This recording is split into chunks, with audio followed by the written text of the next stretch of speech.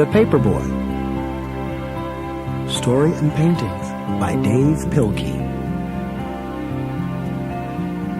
When you hear this sound, it's time to turn the page. The mornings of the Paperboy are still dark, and they are always cold, even in the summer.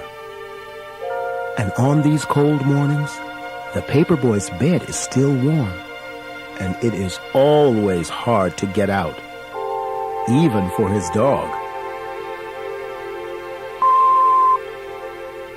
But they do.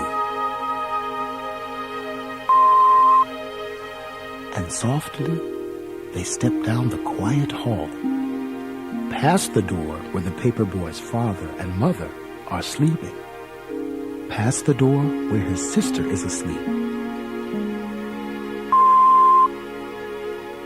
and down to the kitchen where they eat from their bowls,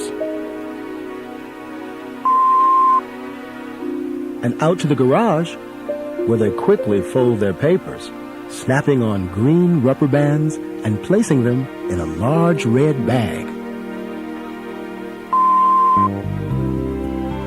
It's hard to ride a bike when you are loaded down with newspapers, but the Paperboy has learned how to do this, and he is good at it.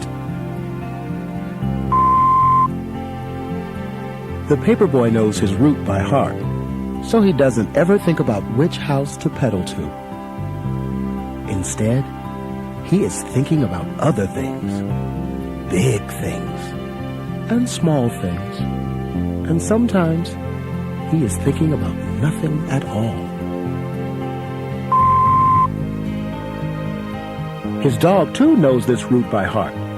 He knows which trees are for sniffing.